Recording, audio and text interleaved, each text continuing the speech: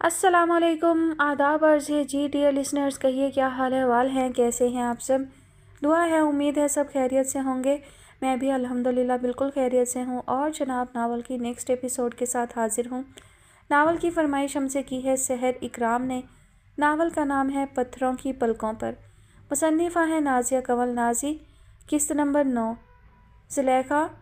अंजला की गैर मौजूदगी में उसकी हिदायत पर छन्नो सुबह ही सुबह शाहिद हुसैन के घर की तरफ निकल आई थी, जहां खुले सहन के उस पार वो सौदाइयों से हुलिये में बैठी किसी गहरे सदमे की शिकार दिखाई दे रही थी। शाहिद हुसैन इस वक्त एक्सीडेंट का शिकार होकर अस्पताल में बेहोश पड़ा था, जबकि गांव के दीगर बासियों को अभी किसी ताज़ा क़यामत की खबर तक ना हुई थी। वजह सिर्फ और सिर्फ शाहिद हुसैन का घर गांव से कदरे फासले पर अलग थलग होना था। ज़ुलेखा। इस बार ज़मीन पर उसके मुकाबिल बैठते हुए छन्नो ने उसे झंझोड़ा था, मगर उसका सख्ता नहीं टूटा। रात के जाने किस पहर उसका बेटा भी रोते रोते यूं ही सो गया था। ज़ुलेखा, कुछ बता तो सही, क्या हुआ है। उसकी हालत छन्नो को परेशानी में मुब्तला कर रही थी, मगर उसकी समझ में नहीं आ रहा था कि वो क्या करे। ऐन उसी लम्हे फ़ीका वहाँ से गुजरते हुए उसकी आवाज़ सुनकर अंदर आया था। छन्नो। वो उसकी आवाज़ सुनते हुए पलटी थी और फ़ीके को देखकर तेज़ी से उसकी तरफ लपकी थी।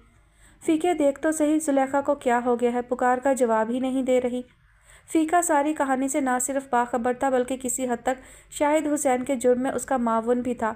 तभी ज़ुलेखा पर सरसरी सी एक निगाह डालते हुए इत्मीनान से बोला, इसके भाई का एक्सीडेंट हो गया है, अस्पताल में पड़ा है, उसी सदमे की वजह से बाउली हो गई है। शोहर भी सुना है तलाक दे गया। तो ना पड़ इस मामले में, यह अब शाहिद हुसैन और गौरी का मामला है। अच्छा, लेकिन अंजला तो कह रही थी। अरे छोड़ अंजला को, वो शहरी मेम क्या जाने अंदर की बातों को। तू पता कल मिलने क्यों नहीं आई मुझसे। बाबा थे घर पर। फ़ीके ने उसकी बात काटते हुए उसका ध्यान अपनी तरफ लगाने की कोशिश की थी, और वो अपनी इस कोशिश में कामयाब रहा था। उसी रोज़ छन्नो शाम में दोबारा वहाँ आई तो ज़ुलेखा वहाँ मौजूद नहीं थी।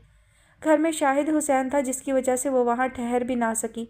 बस ज़ुलेखा का पूछकर जल्दी से निकल आई, मगर इस मामले ने उसे अच्छा खासा बेकल ज़रूर कर दिया था। वो अभी शाहिद हुसैन के घर से निकलकर कुछ कदम आगे आई थी कि अचानक किसी ने उसकी राह रोक ली। हर तरफ गहरे होते अंधेरे में एक अजनबी शख्स को अपनी राह में खड़े देखकर वो ज़रा सी घबराई थी। कौन हो तुम? घबराने के बावजूद उसने डपट कर पूछा था। जब वो बोला, अल्लाह का बेज़रर बंदा, मेरी राह क्यों रोकी है? मैंने तो नहीं रोकी, मैं तो अपनी राह चल रहा था, आप खुद ही सामने आ गई। हटो, फजूल में परेशान करके रख दिया। सर झटकते हुए वो आगे बढ़ी थी कि उसने आवाज़ दे डाली, बात सुने खातून। क्या है? फिर से काट खाने वाले लहजे में कहते हुए उसने ज़रा सी गर्दन मोड़ी थी। सामान को किसी तौर वो गौरी से मुख्तलिफ ना लगी। वो मुझे अंजला साहिबा से मिलना था, किसी का पैगाम देना था उनको। वो शहर गई हुई हैं, पता नहीं कब वापस आए भी कि नहीं। किसका पैगाम देना है? वो उसकी सोच से ज़्यादा तेज़ थी। सामान कुछ सोचकर उसी की मदद लेने का फ़ैसला कर गया। एक लड़की है इसी गांव की, अपने शोहर के जुल्म का शिकार है, उसी का पैगाम देना था। क्या नाम है उसका? छन्नो का ध्यान फौरी तौर पर गौरी की तरफ नहीं जा सका था। इसी असना में उसके अकब से शाहिद हुसैन ने सामान को पुकार लिया। ओए इधर आ, मुझे बता किसका पैगाम देना है। चल छन्नो, तू घर चल। उसे पुकारने के साथ ही उसने छन्नो को भी वहाँ से खिसक जाने का हुक्म दे दिया था। वो बादल नखासा वहाँ से कदम आगे बढ़ाने पर मजबूर हुई थी। सामान नई उलझन में गिरफ्तार होकर रह गया। गौरी नाम है लड़की का। 2 रोज़ पहले उसके शोहर ने उसे उसके भाई के घर से अगवा करके कहीं कैद कर दिया था। वो बड़ी मुश्किल से वहाँ से भागकर मुझ तक पहुँची है। सगी बहनों की तरह अजीज़ समझता हूँ उसे। बहुत मुश्किल में है। उसने कहा है कोई अंजला नामी शहरी लड़की उसकी मदद कर सकती है। उसी से मिलने आया हूँ। आप कौन हैं? सारी बात एक सांस में बताकर उसे उस सवाल का ख्याल आया था। शाहिद हुसैन को लगा उसे खोया खजाना वापस मिल गया हो। अभी अभी वो शहर से वापस आकर बैठा था और गौरी के हाथ से निकल जाने पर बेहद मलोल था। उस अजनबी नौजवान ने गोया उसे ज़िंदगी की नवीद सुनाई थी। तभी वो कुछ सोचते हुए बोला, खैर ख्वाह हूँ उसका, कुछ रिश्तेदारी भी है। घर कहाँ है तुम्हारा? यहीं पास में है। तो चलो फिर देर किस बात की। उसका शौहर ढूंढता फिर रहा है उसे।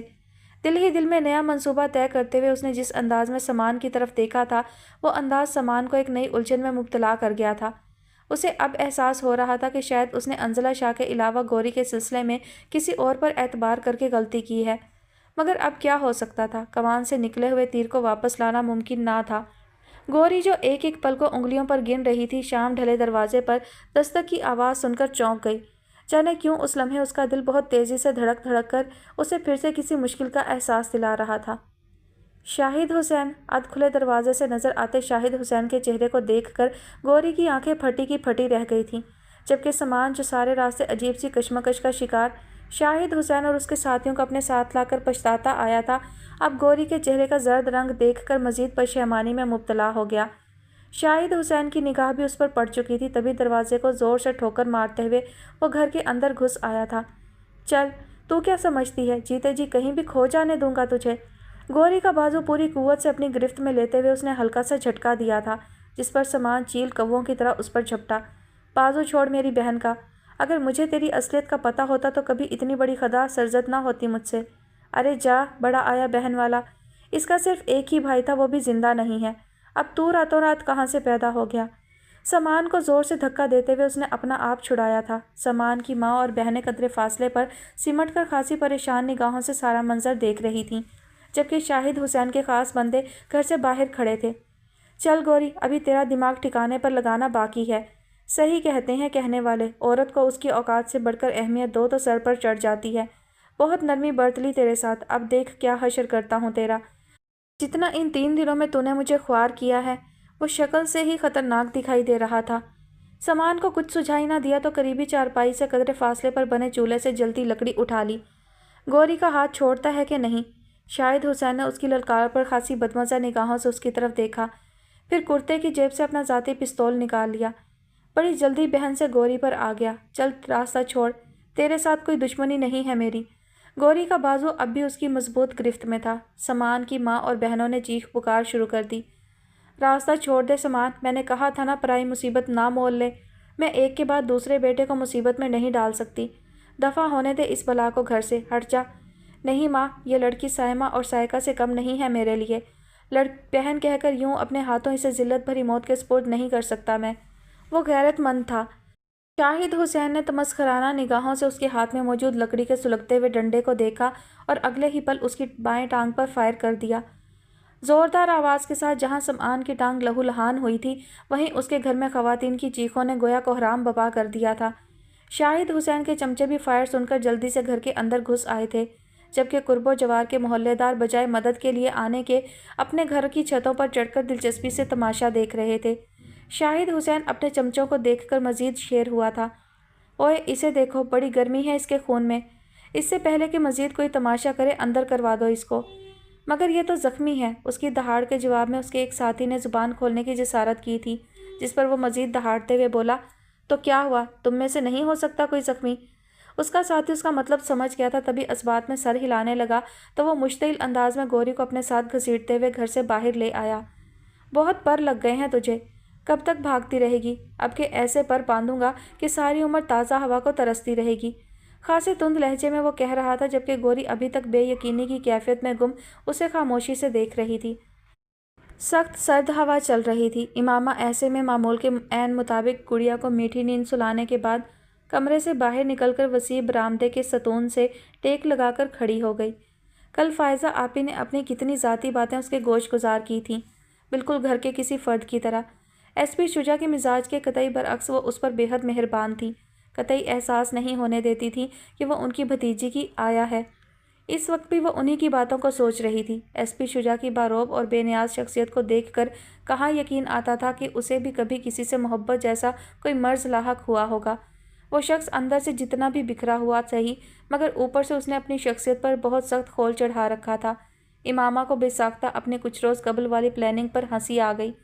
कितनी पागल थी वो। सिर्फ अपनी मोहब्बत का दिल आबाद रखने के लिए वो एक ऐसे शख्स के साथ mohabbat.com का खेल रचाने चली थी, जो पहले ही इस मैदान में अपना सब कुछ हार बैठा था। क्या क्या करने पर मजबूर नहीं कर देती ये मोहब्बत इंसान को। उसे अब समझ में आ रहा था कि रांझे ने हीर के लिए अपनी पुरआसाइश ज़िंदगी को ठोकर मारकर उसके बाप का नौकर बनना क्यों गवारा किया था। किस जज्बे के ज़ेरे असर मजनू हंसकर लोगों के पत्थर खा लिया करता था। वो कौन सा जज्बा था जिसने फरहाद से दूध की नहर निकलवा दी थी। अब समझ में आ रहा था उसे, उसने भी तो यही सब किया था। रात उसकी सोचों के साथ सर्द हवा का हाथ थामकर आहिस्तगी से अपना सफ़र तय करती जा रही थी। वो थककर दोनों बाजू घुटनों की गिर्द लपेटते हुए वहीं बरामदे की सीढ़ियों पर बैठ गई। अपनी मोहब्बत के इम्तिहान में सुरखरू होने के लिए खुद अपने मुकाम से गिरकर रह गई थी। کتنے دن ہو گئے تھے اسے وہ آواز سنے جو اس کے اندر زندگی کا احساس جگاتی تھی۔ ایس پی شجاع حسن کے مقابلے میں تو وہ شخص کچھ بھی نہیں تھا، پھر بھی اس نے اپنی ہر سانس اس کے تصور سے آباد کر چھوڑی تھی۔ کتنے دن ہو گئے تھے اس نے ٹھیک سے کھانا نہیں کھایا تھا، وہ دل سے ہنسی نہیں تھی۔ پچھلے کتنے دنوں سے اس کی آنکھوں نے کوئی خواب نہیں دیکھا تھا، اس کے اندر جینے کی کوئی امنگ پیدا نہیں ہوئی تھی۔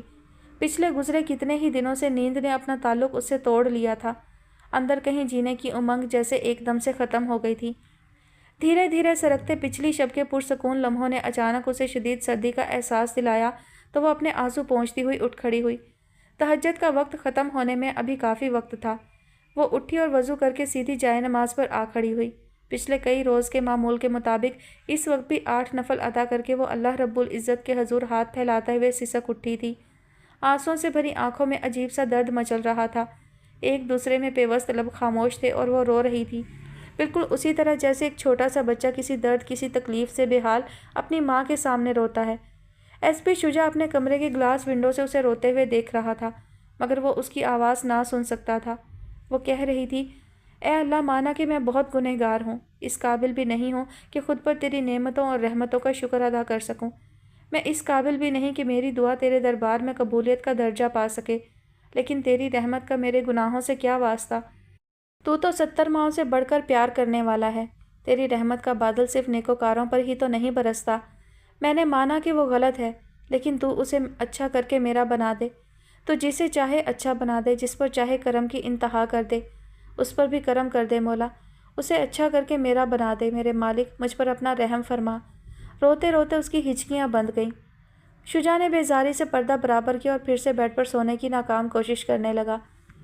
شہروز کے ہاتھ انوشا رحمان کی گردن پر لرز رہے تھے اور وہ پلکیں موندے کہہ رہی تھی، کم آن شہروز، گردن دباؤ میری، مگر وہ جیسے اس کا حکم سن ہی نہیں رہا تھا۔ وہ چلائی تھی، گردن دباؤ شہروز، مت ادھورا چھوڑو اپنا انتقام۔ نہیں، مجھ سے یہ نہیں ہوگا، میں یہ نہیں کر سکتا انوشا۔ بے بسی سے لب بھینچتے ہوئے وہ پیچھے ہوا تھا اور رخ پھیر کر کھڑا ہو گیا تھا۔ انوشا جیسے گنگ سی اسے دیکھتی رہ گئی۔ کیوں نہیں ہوگا؟ ختم ہی تو کرنا چاہتے تھے تم مجھے، پھر اب جب میں اپنی رضا سے تمہیں اپنی جان لینے کی اجازت دے رہی ہوں، اب یہ ہچکچاہٹ کیوں؟ شہروز، مجھ پر ترس کھاؤ، بہت ٹوٹ چکی ہوں میں، اب اور نہیں پلیز۔ اس بار وہ پھر رو پڑی تھی۔ شہروز کا دل کرب کی شدت سے ایک مرتبہ پھر جیسے کٹ کر رہ گیا۔ تم اذیت میں ہو، اپنا وار چلا کر من چاہا مقصد حاصل کر کے بھی تم اذیت میں ہو۔ تمہیں پتہ ہے اذیت کیا ہوتی ہے؟ پتہ ہے تمہیں؟ اس کے لفظوں پر وہ کرب سے چلائی تھی۔ تم ایک عورت ہوتے، کسی باپ کی عزت دار بیٹی ہوتے، کسی بھائی کی شریف بہن ہوتے، پھر کوئی یوں تمہاری زندگی کے ساتھ کھیلتا جیسے تم نے میری زندگی کے ساتھ کھیل کھیلا، پھر پتہ چلتا تمہیں کہ اذیت کیا ہوتی ہے۔ اس کی آنکھوں سے ٹپکتا ایک ایک آنسو شہروز کو اپنے دل پر گرتا محسوس ہو رہا تھا۔ تم نے وعدہ کیا ہے مجھ سے، تم عزت کی موت دو گے مجھے، کمان وعدہ پورا کرو اپنا۔ جنونی کیفیت میں ایک مرتبہ پھر آگے بڑھ کر اس نے شہروز کے ہاتھ تھامے تھے، جب اس نے ایک جھٹکے سے اپنے ہاتھ اس سے چھڑا لیے۔ ہوش میں آؤ انوشا، وہ دہاڑا تھا، مگر انوشا پر اس کی دہاڑ کا کوئی اثر نہیں ہوا۔ نہیں، 5 ماہ قبل اپنے ہوش و حواس کھو چکی تھی میں، اب سانسوں کی باری ہے، وعدہ پورا کرو اپنا۔ وہ جیسے کچھ سننے کو تیار ہی نہیں تھی۔ شہروز کو مجبوراً اس بار اسے ہوش دلانے کے لیے بیڈ پر دھکیلنا پڑا تھا۔ پاگل ہو گئی ہو تم، پہلے ہی ایک پل کا سکون میسر نہیں ہے، تم مزید کرب میں مبتلا کرنا چاہ رہی ہو۔ عزت کی زندگی اور موت چاہیے نا تمہیں؟ اوکے، میں دوں گا تمہیں عزت کی زندگی اور موت۔ ابھی آج ہی بریرہ کو فارغ کر دیتا ہوں، تم بھی اپنے شوہر سے طلاق لے کر میرے ساتھ چلو۔ میں وعدہ کرتا ہوں انوشا، آئندہ زندگی میں کبھی تمہاری آنکھ میں کوئی آنسو نہیں آنے دوں گا۔ وہ بھی جذباتی ہوا تھا۔ انوشا کے آنسو حیرت اور غصے کی شدت سے اس کی پلکوں پر ہی اٹک گئے۔ ہاں انوشا، میں اب بھی تمہیں اپنانے کے لیے تیار ہوں۔ اس کا جنون تھما دیکھ کر وہ پھر سنجیدگی سے گویا ہوا تھا جب وہ پھٹ پڑی، مگر میں تمہیں اپنانے کے لیے تیار نہیں ہوں، سنا تم نے؟ شدید نفرت ہے مجھے تمہارے تصور سے۔ جاؤ، چلے جاؤ یہاں سے، جاؤ۔ انوشا کا جواب اس کی توقع کے خلاف تھا۔ تبھی گہری سانس بھر کر وہ اسے اس کے حال پر چھوڑتا، لمبے لمبے ڈگ بھرتا اس کے گھر سے باہر نکل آیا۔ اندر کہیں الاؤ دہک اٹھا تھا۔ وہ گاڑی میں آ کر بیٹھا اور پھر اسے کچھ خبر نہ رہی کہ وہ کس راہ کی جانب گامزن ہے۔ مر یہاں۔ گاڑی رکتے ہی اس نے گوری کو سر کے بالوں سے پکڑ کر نیچے زمین پر دھکا دیا تھا، جس پر وہ درد سے بلبلا کر رہ گئی۔ مجھے ہاتھ دکھاتی ہے، نخرے کرتی ہے، اب دیکھ کیسا بندوبست کرتا ہوں تیرا۔ وہ اوندھے منہ زمین پر پڑی تھی۔ سانول شاہ ابھی ڈیرے پر نہیں پہنچا تھا، اس لیے اسے غصہ ٹھنڈا کرنے کا مزید وقت میسر آ گیا۔ مت بھول کہ ابھی صرف بھائی مرا ہے تیرا، پھپھی زندہ ہے۔ اگر تو چاہتی ہے کہ وہ زندہ رہے تو زبان بند رکھ اپنی، اور وہی کر جو میں کہتا ہوں، نہیں تو جو اپنی سگی بہن کو مار سکتا ہے وہ کچھ بھی کر سکتا ہے۔ اس لمحے شاہد حسین کا مقصد صرف گوری کو ڈرانا تھا اور وہ ڈر گئی تھی۔ سانول کچھ ہی دیر میں ڈیرے پر پہنچا تو شاہد حسین نے گوری کو اس کے حضور پیش کر دیا۔ لے آئے اسے۔ اس کے سلام کا جواب دیتے ہوئے سانول نے بڑی گہری نگاہوں سے گوری کو دیکھا تھا۔ آہو سرکار، بھلا آپ کا حکم ٹال سکتا تھا میں؟ پھر اب آگے کیا سوچا ہے اس کا؟ سوچنا کیا ہے سرکار، آپ کے ہوتے مجھے بھلا کس بات کی فکر؟ میں تو چاہتا ہوں اسے اب آپ اپنی حویلی میں ہی ملازم رکھ لیں۔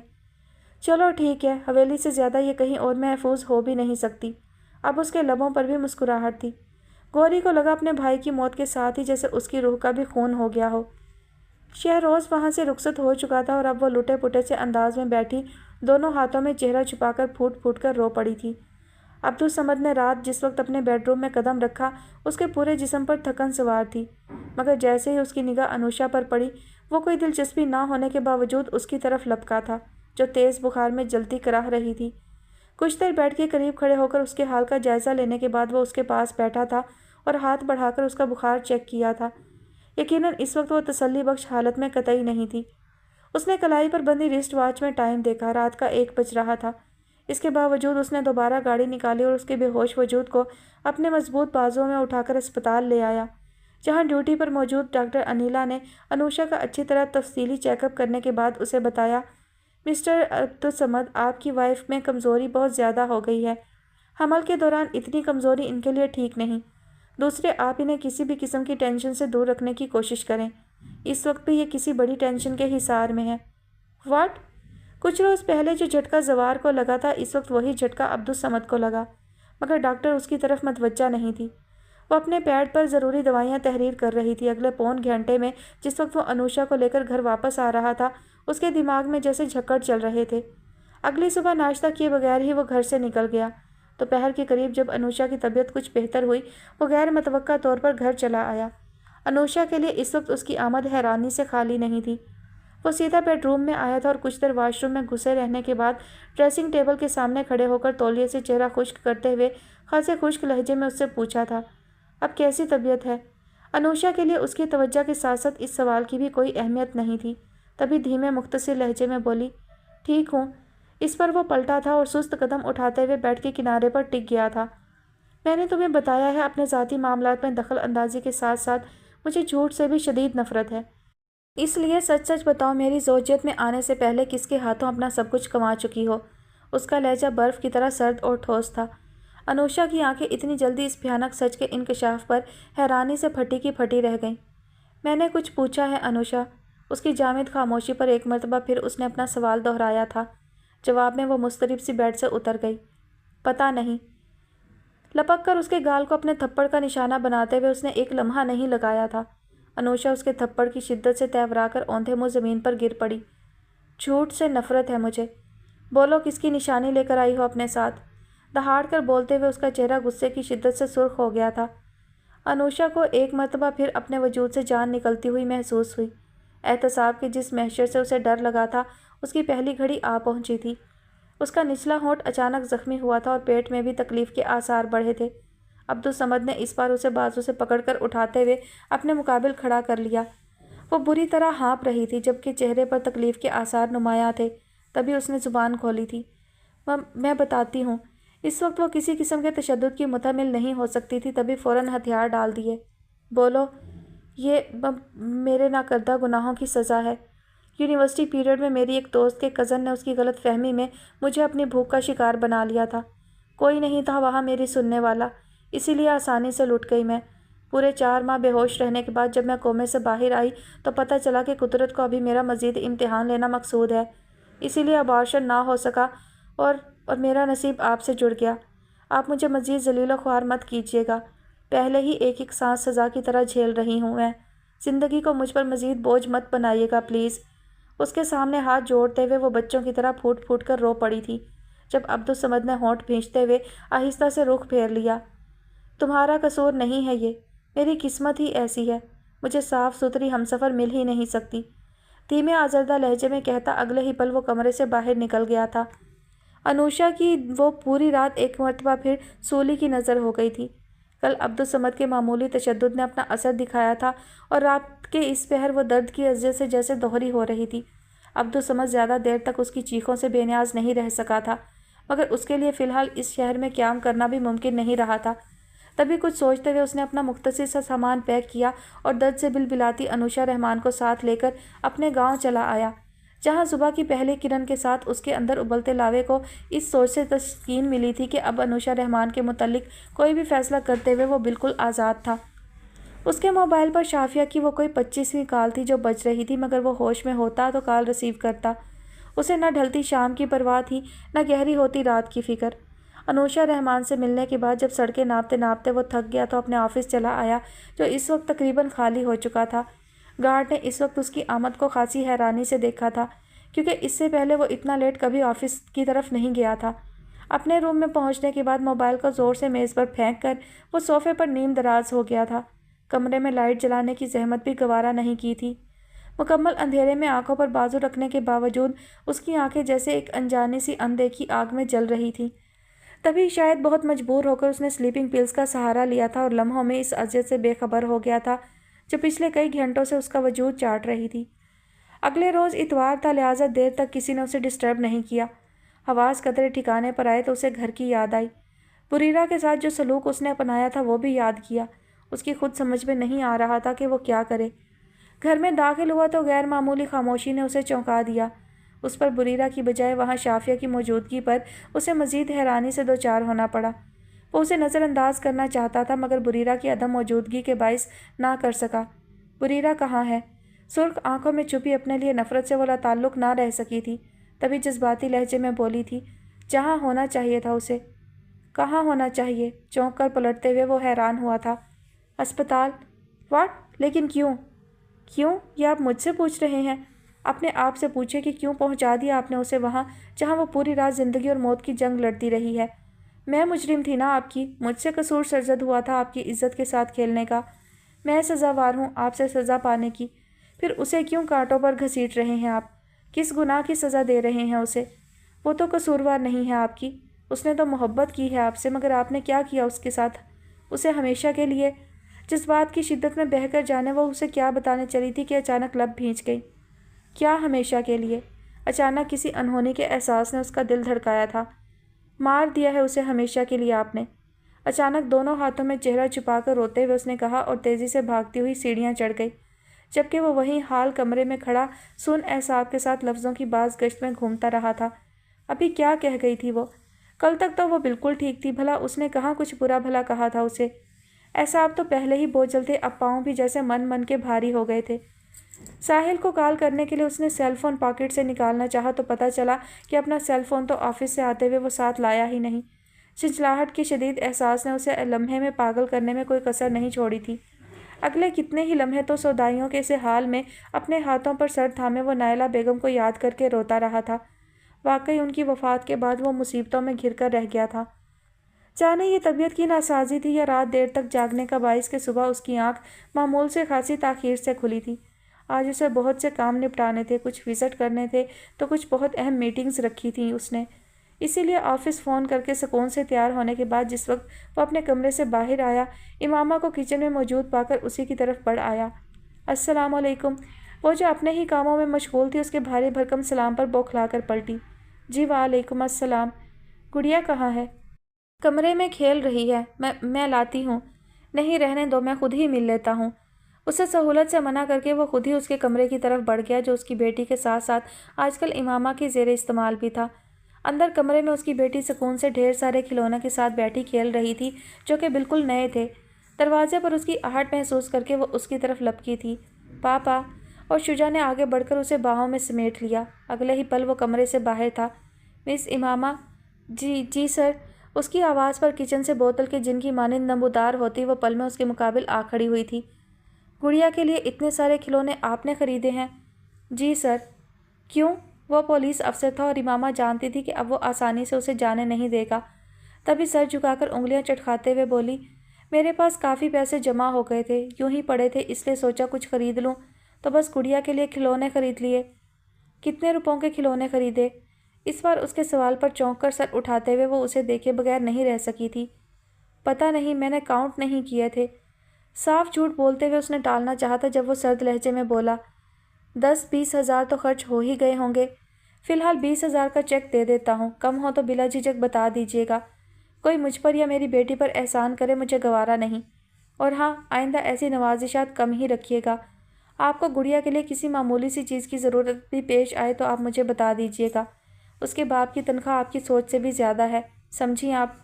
कितनी अजनबियत और गहरी काट थी उसके लहजे में कि वो खड़ी खड़ी जैसे पानी हो गई थी। वो शख्स किसी भी लम्हे उसे उसकी औकात याद दिलाना नहीं भूलता था। इमामा भूल गई थी कि वो किस शोबे से मुंसलिक है। उसने किसी से सुना था कि पुलिस वालों के सीने में दिल नहीं होता। इस वक्त शुजा को देखते हुए उसे किसी की ये बात 100% दुरुस्त लगी थी। आंसू थे कि बेइख्तियार आंखों से बह निकले थे। क्या इज्जत का सर्टिफिकेट सिर्फ दौलत से मशरूत होकर रह गया था? अगर वो गरीब और लाचार थी तो क्या उसकी कोई इज्जत नहीं थी? इतनी सी हैसियत भी नहीं कि वो अपनी खुशी से अपने पैसों से एक आला ओहदेदार की बेटी के लिए कुछ खिलौने ही खरीद सके। शुजा अपने कमरे का चक्कर लगाकर आया तो उसके हाथ में 20 हज़ार का चेक था, जिसे उसने इमामा की तरफ बढ़ाने में एक पल नहीं लगाया था। ये लीजिए, ये उन खिलौनों की कीमत है या गुड़िया से मेरी बेलौस मोहब्बत की? हाथ बढ़ाने की बजाय उसने आंसू से भरी आंखें उठाकर शुजा हसन की आंखों में देखा था, जो उसके सवाल पर कुछ ना समझने वाले अंदाज में उसे देख रहा था। आपने सही कहा, मेरी इतनी औकात ही नहीं कि मैं एक एसपी की तनख्वाह का अंदाज़ा कर सकूं। लेकिन कितने दुख की बात है कि मेरी सोच से भी ज़्यादा तनख्वाह पाने वाले अफसर का जहन और दिल इतना छोटा है कि वो बेलौस मोहब्बत की कदर भी नहीं कर सकता। वो दुखी हुई थी और बेहद दुखी हुई थी। शुजा का हाथ बढ़ा रह गया, मगर वो चेक थामे बगैर पलटकर किचन में वापस चली गई। ना उसके यूं रोने की वजह उसकी समझ में आ सकी थी, ना इतना दुखी होने की। मामूल के ऐन मुताबिक उस रोज़ भी वो बहुत देर से घर वापस लौटा था। गुड़िया के रोने की आवाज़ सुनकर सीधा इमामा के कमरे की तरफ चला आया। उसके ख्याल के मुताबिक तो अब तक उसे सो जाना चाहिए था, क्योंकि इस वक्त तक अमूमन वो सो चुकी होती थी, मगर वो ना सिर्फ जाग रही थी बल्कि बहुत दिनों के बाद रो भी रही थी। शुजा कमरे में दाखिल हुआ तो उसे देखकर वो चुप हो गई। पापा, आनी। इमामा को वो आनी ही कहती थी, इसीलिए दौड़कर उसकी टांगों से लिपटते हुए उसने अपने रोने की वजह भी बयान कर दी। इमामा अपने बेड पर आड़ी तिरछी पड़ी थी और उसकी नब्ज़ बहुत रुक रुक कर चल रही थी। जाने उसके पीछे कौन सी क़यामत बर्पा हो गई थी। करीब रखी मेज़ से पानी का ग्लास उठाकर उसने 2-3 बार इमामा के चेहरे पर पानी के छींटे मारे, मगर वो टस से मस ना हुई। मजबूरन उसे डॉक्टर को बुलवाना पड़ा, जिसके बाद वो होश में आई। डॉक्टर के जाने के बाद भी वो उसके कमरे में बैठा रहा था। अब कैसा महसूस कर रही हैं आप? सवाल क्या था, कोई जहर में बुझा हुआ निश्ता था जिसने एक मरतबा फिर उसकी पलकें भिगो डाली थीं। ज़ुबान से कहने के बजाय उसने सिर्फ सर हिलाने पर इक्तफा किया था। लेकिन ठीक लग नहीं रही। डॉक्टर के मुताबिक किसी टेंशन के बायस आप बेहोश हो गई थी। नहीं तो इसका मतलब है डॉक्टर झूठ बोल रहा है। इमामा हमेशा उसे झूठ बोलते हुए ये भूल जाती थी कि वो पुलिस वाला है। नहीं, इट्स इनफ मिस इमामा। उसकी तबीयत की परवाह किए बगैर वो झंझलाया था। बहुत हो गया ये लुका छुपी का खेल। मैं साफ सीधा बंदा हूँ, ऐसी उलझी हुई कहानियों को पसंद नहीं करता। आपके साथ वाकई कोई मसला है तो खुलकर शेयर करें, नहीं तो पूरी संजीदगी के साथ अपने काम पर तवज्जो दें। मेरे पास इतनी फुर्सत नहीं कि छोटे छोटे मसाइल पर उलझता फिरूं। तो नक कर खड़े होते हुए उसने अपना नुक्ता नज़र वाज़े किया था। अब वो उसे क्या बताती कि उस पर कौन सा अजाब गुजरा है। तभी पलकें मूंद कर अपने भल भल बहने वाले आंसुओं का गला घोंट दिया। सॉरी, आइंदा आपको मुझसे कोई शिकायत नहीं होगी। उसका लहजा भराया हुआ था। वो सरसरी सी निगाह उसके जर्द चेहरे पर डालता गुड़िया को अपने साथ लेकर उसके कमरे से निकल गया। इमामा को पता ही नहीं चला कि वो कब बेहोश हो गई थी। उसे महज इतनी खबर थी कि एक मुद्दत के बाद सुबह शुजा के घर से चले जाने के बाद वो अपने सेल फ़ोन से अरसलान को कॉल करने की कोशिश कर रही थी, जब उसने उसकी कॉल काट कर कुछ देर बाद खुद उसे कॉल कर दी। इमामा का दिल उस लम्हे खुशी से धड़क उठा था। हेलो, पहली बेल पर ही कॉल रिसीव करके वो बेताबी से बोली थी, जब वो उकताए हुए लहजे में बोला, हाँ बोलो, क्यों तंग कर रही हो? तंग? इतने दिनों बाद याद करके भी तंग कर रही हो तुम्हें? दिल आज़रता हो तो छोटी से छोटी बात रुला देती है। उसकी आंखें भी भर आई थीं। हाँ यार, इस वक्त बहुत बिजी हूँ, मैं बाद में कॉल करूँगा। वो जान छुड़ा रहा था जब वो बोली, एक वक्त था अरसलान जब तुम मेरी आवाज़ सुनने के लिए तरसते थे। उन लम्हों में जीना छोड़ दो अब, बहुत पुरानी बात है वो। लेकिन मैं तो पुरानी नहीं हुई अरसलान, मैं तो वैसी ही हूँ जैसी तुम्हें पसंद थी। फिर मुझे किस बात की सज़ा मिल रही है? फॉर गॉड सेक इमामा, मैं इस वक्त तुम्हारे शिकवे गिले सुनने के लिए फ़ारिग नहीं हूँ। پتہ ہے مجھے میں لگتی ہی کیا ہوں تمہاری جو تم میرے گلے شکوے سنو گے۔ میں نے تمہیں صرف اتنا بتانے کے لیے فون کیا تھا کہ مجھے آج تمہاری بہت یاد آ رہی تھی۔ اوکے، میں ٹھہر کر فون کرتا ہوں تمہیں۔ وہ جیسے اس کی کوئی بات سن ہی نہیں رہا تھا۔ امامہ جی بھر کر دکھی ہوئی۔ کیوں، ابھی کیا کر رہے ہو؟ شاپنگ کر رہا ہوں اپنی اور ریحاب کی شادی کے لیے، آج نکاح ہے ہمارا۔ کیا؟ ہاں، فارغ ہو کر دوبارہ کال کروں گا، خدا حافظ۔ اسے بڑے طوفان کے سپرد کر کے وہ جلدی سے کال ڈراپ کر گیا تھا، جبکہ امامہ اپنے کانوں میں گونجنے والی سائیں سائیں کی آواز میں الجھ کر رہ گئی تھی۔ بھلا اس سے بڑھ کر قیامت کیا ہونی تھی اس پر کہ جس شخص کے تصور سے اس کی سانس چلتی تھی وہ محض بدلہ ہی نہیں تھا بلکہ ہمیشہ ہمیشہ کے لیے اس سے چھن بھی گیا تھا۔ وہ پھوٹ پھوٹ کر رونا چاہتی تھی مگر اس کے کمزور اعصاب نے اس کا ساتھ نہیں دیا اور وہ اپنے حواس کھو کر بے ہوش ہو گئی۔ گڑیا اس وقت اس کے پاس نہیں تھی، وہ ٹی وی کے سامنے بیٹھی کارٹون دیکھ رہی تھی۔ وہاں سے اٹھی تو کھیل میں لگ گئی، امامہ کی طرف اس کا دھیان ہی نہیں گیا۔ شجاع کے آنے سے کچھ دیر پہلے ہی وہ کمرے میں آئی تھی اور اسے اٹھانے کی کوشش میں ناکام ہو کر رونا شروع ہو گئی تھی۔ اتفاق کی بات تھی کہ اس وقت کوئی بھی ملازم کوٹھی کے اندر موجود نہیں تھا، ورنہ گڑیا کی آواز سن کر ضرور بھاگا آتا۔ انزلہ شہر میں ڈھیر سارے کام نمٹا کر کل شام ہی گاؤں پہنچی تھی اور اس کے پہنچتے ہی چھنو فوراً اس سے ملنے کے لیے دوڑی آئی تھی۔ سلام دعا کے بعد قدرے سائڈ پر ہو کر اس نے انزلہ کو بتایا تھا۔ پتہ ہے انزلہ باجی، آپ کے شہر جانے کے بعد یہاں گاؤں میں کیا کیا ہو گیا؟ کیا ہو گیا؟ وہ اس کے مشکوک انداز پر چونکی تھی جب وہ بولی، ادریس اور گوری کہیں فرار نہیں ہوئے جی، بلکہ سانول کے خاص چمچے شاہد حسین نے ان دونوں کے ساتھ کچھ کیا ہے۔ میں گئی تھی اس کی بہن زلیخا سے ملنے، بڑا عجیب و غریب حال تھا جی اس کا۔ دوبارہ ملنے گئی تو وہ ملی ہی نہیں۔ میرا دل کہتا ہے کہ انزلہ باجی اندر ہی اندر ضرور کہیں کچھ گڑبڑ ہے۔ بی اماں کا کیا حال ہے اب؟ پہلے سے خراب ہے، ساتھ والی ہمسائی سنبھال رہی ہے انہیں۔ اچھا ٹھیک ہے، پہلی فرصت میں انہیں میرے گھر لاؤ، میں تھوڑی دیر میں سانول شاہ سے بات کرتی ہوں، گاؤں میں ہی ہے نا وہ؟ آہو جی، چلو ٹھیک ہے، پھر میں کرتی ہوں سانول شاہ سے بات۔ پرسوچ انداز میں کہتی وہ دادی ماں سے بات کرنے پلٹ گئی تھی، مگر انہوں نے فوری اس کو گھر سے نکلنے کی اجازت نہیں دی کیونکہ ابھی اس پر تھکن سوار تھی۔ تاہم اگلی صبح ناشتے کے فوراً بعد سانول شاہ سے ملنے کو نکل کھڑی ہوئی تھی۔ سرسبز کھیتوں میں لگے سرسوں کے ساگ کی خوشبو فضا میں اپنی عجیب سی مہک پھیلا رہی تھی۔ وہ کھیتوں کے درمیان سے ہوتی قبرستان کے قریب پہنچی تو وہاں ایک مرتبہ پھر میران شاہ کی بے حال ماں کو اس کی لمبی چوڑی قبر کے قریب بیٹھے دیکھ کر ٹھٹک گئی۔ کیسی اجڑی ہوئی ماں تھی وہ، لاڈلے بیٹے کی جدائی نے اسے سچ مچ پاگل کر چھوڑا تھا۔ اس وقت بھی سارے عالم سے بے نیاز وہ اپنے ہی حال میں کھوئی میران شاہ کی قبر پر بازو پھیلائے کیسے دکھ بھرے انداز میں اس سے کہہ رہی تھی، تجھے مجھ پر ترس کیوں نہیں آیا میران؟ ماں صدقے جائے، کس بات پر ناراض ہو گیا اپنی ماں سے؟ تجھے تو اکیلے سونے سے وحشت ہوتی تھی پتر، یہاں اکیلا آ کر کیوں لیٹ گیا ہے؟ دیکھ تو صحیح کتنی ٹھنڈ ہے یہاں، تجھے ٹھنڈ نہیں لگتی؟ پتہ نہیں وہ کب سے یوں ہی باتیں کر رہی تھی۔ انزلہ کا دل جیسے ایک مرتبہ پھر کٹ کر رہ گیا تھا۔ بڑی مشکل سے اپنے آنسوؤں کو پیچھے دھکیلتی وہ ان سے نگاہ ہٹا کر آگے بڑھی تھی۔ سانول شاہ کچھ ہی فاصلے پر جیپ روکے موبائل فون پر کسی سے باتیں کرتا اسے دکھائی دے گیا۔ انزلہ شاہ کو اپنی طرف آتے دیکھ کر اس نے اگلے کچھ ہی لمحوں میں کال ختم کر دی تھی۔ گاؤں پہنچتے ہی صبح صبح میری یاد آ گئی، وہ اس کی طرف دیکھتے ہوئے ہنسا تھا۔ انزلہ اندر ہی اندر کلس کر رہ گئی۔ اپنے بارے میں اتنی خوش فہمیوں میں جینا چھوڑ دو شاہ، میں گوری اور ادریس کا پوچھنے آئی ہوں، وہ دونوں کہاں ہیں؟ پتہ نہیں، شاہد حسین کو بلا کر پوچھا تھا میں نے، وہ تو دونوں کی گاؤں میں غیر موجودگی سے بھی لا علم ہے۔ اتنا سیدھا نہیں ہے وہ، یہ سارے چکر ہیں اس کمینے کے۔ تم گاؤں کے چودھری ہو، تمہارا فرض بنتا ہے ہر بات کی خبر رکھنا۔ وہ تپی تھی، جواب میں سانول شاہ لطافت سے مسکراتے ہوئے رخ پھیر گیا۔ خبر تو رکھتا ہوں، اب کوئی راتوں رات چھپ کر فرار ہو جائے تو کیا کروں؟ وہ چھپ کر فرار ہونے والوں میں سے نہیں ہے۔ آہستہ بولو انزلہ شاہ، 100 بار کہا ہے، یہاں کسی کو اتنی اونچی آواز میں سانول کے سامنے بولنے کی اجازت نہیں ہے۔ اس کے تیز لہجے میں چلانے پر وہ تنبیہی انداز میں بولا تھا، مگر انزلہ نے پرواہ نہیں کی۔ میں کسی نہیں ہوں، اگر تم صاف صاف مجھے کچھ نہیں بتاؤ گے تو مجبوراً تمہارے خلاف جانا پڑے گا مجھے۔ اور یہ تو تم جانتے ہو سانول شاہ کہ میں تمہارے گاؤں کی کوئی سیدھی سادھی ان پڑھ ڈرپوک لڑکی نہیں ہوں، پتہ ہے مجھے۔ اس کی دیدہ دلیری پر وہ قدرے خائف ہوا تھا، پھر تیز لہجے میں بولا، تم بھول رہی ہو انزلہ شاہ کہ تم ایک لڑکی ہو، جبکہ یہ معاشرہ مردوں کا معاشرہ ہے۔ تم چلاتی رہ جاؤ گی مگر کوئی تمہاری صدا نہیں سنے گا۔ پھر بھی تمہیں اونچا اڑنے کا شوق ہے تو اڑ کر دیکھو، تھک کر منہ کے بل زمین پر گرو گی تو ساری اکڑ نکل جائے گی۔ یہ جو ہمہ وقت لوگوں سے ہمدردی کا بخار چڑھا رہتا ہے تمہیں، یہ بھی اتر جائے گا۔ اس کا انداز صاف مذاق اڑانے والا تھا، وہ کلس کر رہ گئی۔ یہ تو وقت بتائے گا سانول شاہ کہ کون منہ کے بل گرتا ہے۔ فرعون کو بھی بڑا گھمنڈ تھا اپنی دولت اور طاقت پر۔ کیا ہوا اس کا؟ آج پوری دنیا میں عبرت کا نشان بنا ہوا ہے۔ تم بھی کسی دن یوں ہی عبرت کا نشان بنو گے۔ بس، اس سے زیادہ برداشت کی تاب اس میں نہیں تھی۔ بہت بول لیا تم نے انزلہ شاہ، مزید ایک لفظ نہیں۔ لہجے کی کرختگی کے ساتھ ساتھ اس کے چہرے پر سرخی بھی پھیلی تھی۔ اگر میں تمہیں رعایت دیتا ہوں تو اس کا مطلب یہ ہرگز نہیں کہ تمہارے معاملے میں میں کمزور ہوں۔ بہتر ہوگا کہ اپنی حدود میں رہو۔